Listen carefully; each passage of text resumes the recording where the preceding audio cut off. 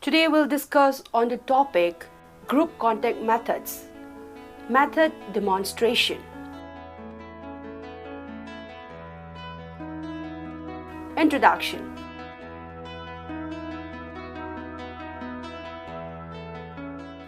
It is essentially skill training where the emphasis is on effectively carrying out job which shall improve upon the result. It involves seeing, hearing, participating and practicing in a group which shall stimulate interest and action. Method demonstration is sometimes used as complementary to result demonstration. Let us have a look on group contact method. Group comprises two or more people having reciprocal relations. Group requires plurality of actors and mutual relation, either direct or indirect. Moreover, group has a goal which is shared in common by the members. A group may be defined as an aggregate of number of people in reciprocal communication and interaction around some common interest. In these, the extension agent communicates with the people in groups and not as individual persons. This method is adopted when it is necessary to communicate with a number of people simultaneously. Group method is used when group members are located not far away from the communicator and reasonably good time is available for communication. In group method, active participation of members is required for effective teaching. The size of small group may be from 15 to 25, a medium group from 26 to 50, and a large group from 51 to 100 persons. The restriction of number of members is not a strict binding. This is a rough classification of groups based on size. We'll see on the advantages. Number 1. Group method enables the extension agents to have face-to-face contact with a number of people at a time. Number 2. Extension agent can reach a selected part of the target group. Number 3. Facilitates sharing of knowledge and experience and thereby strengthens learning of the group members. Number 4. Group method offers opportunities for interaction and feedback. Number 5. Satisfies the basic urge of people for social context. Number 6. It motivates people to accept change due to group influence. Number 7. More effective than mass method in stimulating action. Number 8. Less expensive than individual method due to more coverage. Yes, we'll come to the limitations. Number 1. Group approach may create difficulty in teaching learning process due to widely diversified interest of group members. Number 2. Holding the meeting may be regarded as an objective in itself and no or little attention may be paid to learning objectives. Number 3. Vested interest, caste groups and village fractions may hinder free interaction and decision making by the group members. Number 4. Farmers may not be able to join the group during busy season. We'll see on the classification of group contact methods. Following are the classification of group contact methods: result demonstration, group meeting, small group training, study tours, field day or farmer's day, and method demonstration. Now we'll have a look on result demonstration. Result demonstration is a method of motivating the people for adoption of a new practice by showing its distinctly superior result. The demonstrations are conducted in farm or home of selected individuals and are utilized to educate and motivate groups of people in their neighborhood. This is very effective method for the transfer of technology in a community. We'll see on the highlights of objectives. Number 1. To show the advantages and applicability of a newly recommended practice in farmers' own situation. Number 2. To motivate groups of people in a community to adopt a new practice by showing its result. Number 3. To build up confidence of the farmers and extension agents. Number 4. To develop innovation leadership. Next, coming to group meeting. Group meeting is a method of democratically arriving at certain decision by a group of people by taking into consideration the members' point of view. Group meetings and discussions aim at collecting decision making and at improving individual decision making by using the knowledge and experience of group members. The objectives are here as: number 1. To prepare a favorable climate for discussion and help in better understanding of the problem by pooling the knowledge and experience of a number of persons. Number 2. To facilitate in-depth discussion by involving a small number of participants. Number 3. To generate new ideas and methods and select the rational ones through group interaction. Number 4. To help formation of opinion about a specific issue. Number 5. To develop a favorable attitude and commitment for action through group involvement. Number 6. To act as a safety valve for reducing tension. Now we'll come to small group training. Small group training is a technique of imparting specific skills to a group of people who need them by creating an appropriate learning situation. This is an effective method for transfer of technology. Objectives. Number 1. To impart the needed skills to a small group of people. Number 2. To motivate people to adopt new practices through skill training. Coming to Field Day or Farmers' Day. Field Day or Farmers' Day is a method of motivating the people to adopt new practice by showing what has actually been achieved by applying the practice under field conditions. A field day or farmer's day may be held in a research farm or in a farmer's field or home. The objectives. Number 1. To convince the participants about the applicability of the practice in their own situation. Number 2. To motivate them to adopt the practice by showing its performance and profitability under field conditions. Number 3. To remove doubts, superstitions and unfavorable attitude about the new practice. Number 4. To reinforce previous learning about the practice. Now coming to study tour. In study tour, a group of interested persons accompanied and guided by one or more extension agents moves out of their neighborhood to study and learn significant improvement in farm and home elsewhere.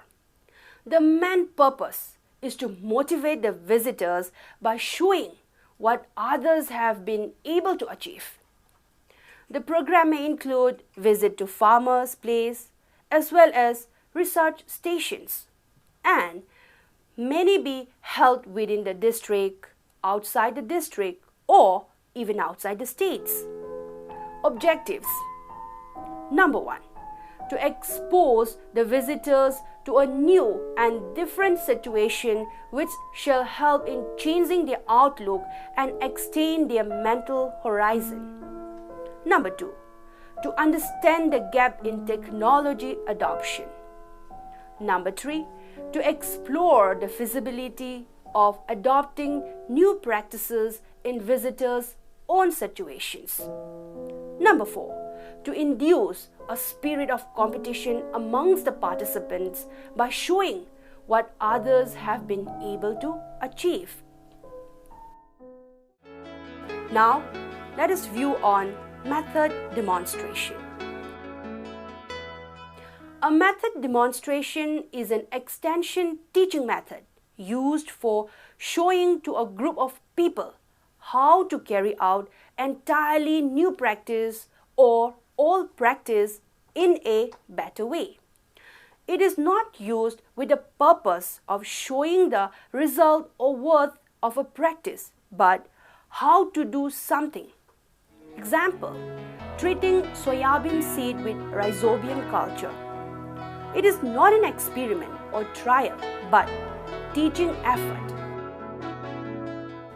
In contrast to the result demonstration conducted by the demonstrator, farmer under supervision of the extension worker to prove that the recommended practices will work locally.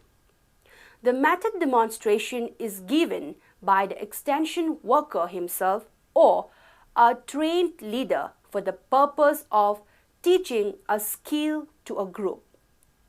This method aims at teaching new practice or a new skill to farmers. It is based on the principles learning by doing. Now we'll see on the objectives. Number 1. To enable the people to acquire new skills. Number 2. To enable people to improve upon their old skills. Number 3. To make the learners do things more efficiently by abandoning earlier defective practices. Number 4. To develop confidence among people by showing practicability of a practice.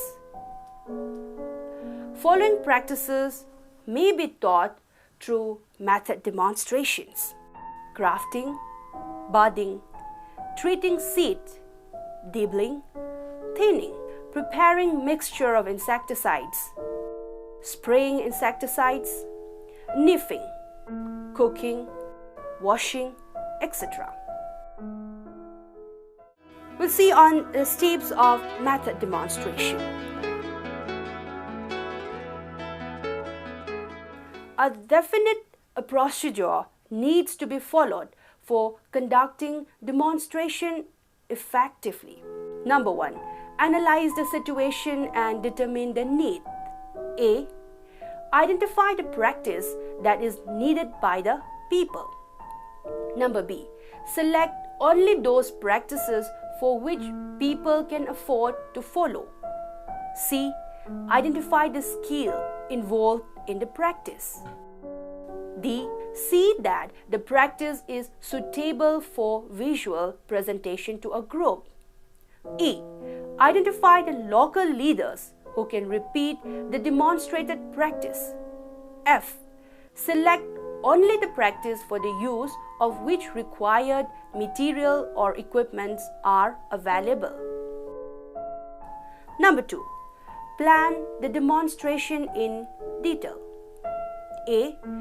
Gather all the information about the practice and try to be perfect in subject matter. Number B. Take over the problem with a few village leaders and let them help you plan the demonstration. Let them provide land and other requisites. Number C. prepare timetable depending on time required for demonstrating practice.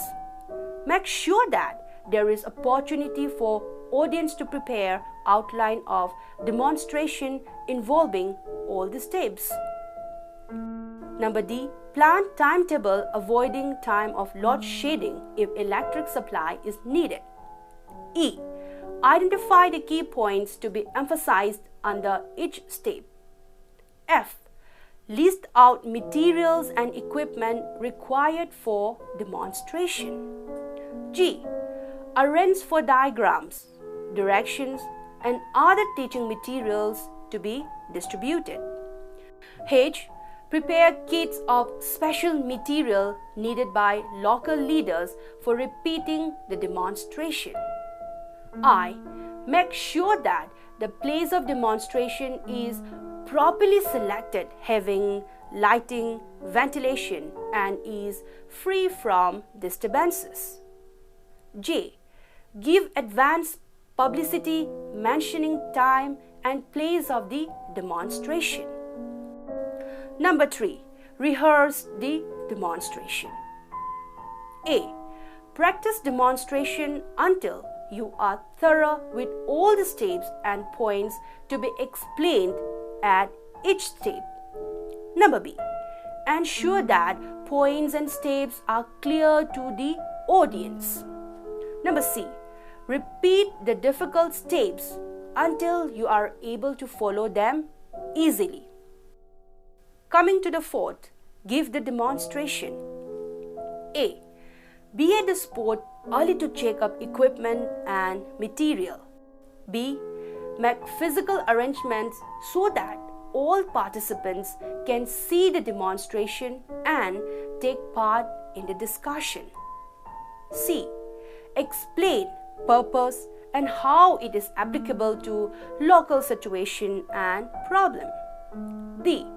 Find out what audience already know about the practice. E. Show its operation slowly, step by step. Repeat where it is necessary. F. Use simple words to explain each step of the operation. G. Make sure the audience can see and hear clearly. H. Emphasize key points and tell why they are important. I. Invite and answer questions at each step before going on to the next step. J. Summarize steps covered in demonstration. K. Give opportunity to learners to practice the skill. L. Distribute supplementary teaching material, bulletins, leaflets, etc. pertaining to demonstration. M. Get the names of participants who propose to adopt the practice. This helps for follow-up. N. If demonstration is given before local leaders who will repeat it, emphasize teaching points to be met, explain contents of demonstration kit. Number 5, that is follow-up. A. Give publicity of the demonstration through press, radio, meetings, etc. Number B. Arrange for reports on number of and attendance at demonstration given by local leaders. Number C. Make a sample check to assess the extent of skill acquired and satisfaction derived by the participant. Now we'll view on the advantages of method demonstration. Number 1. Suitable for teaching skills to many people. Number 2. Participation in a group stimulates interest and action. Number 3. The costly trial and error procedure is eliminated. Number 4. The process of acquiring of skill is speeded up. Number 5. Simple demonstrations really lend themselves to repeated use by local leaders. Number 6. Introduces chains of practice at a low cost. Number 7. Stimulates interest and interaction. Number 8. Serves publicity purpose. Number 9. Convinces farmers through the principle of learning by doing. Here are a few limitations. Number 1. Suitable only for practices involving skills. Number 2. Needs good deal of preparation, equipment and skill on the part of extension worker. Number 3. May require transportation of material and equipment to the workplace. Number 4. Demands practical skill on the part of extension workers. Coming to the concluding part. The demonstrator should encourage the audience and see that people understand, learn to do what is being demonstrated.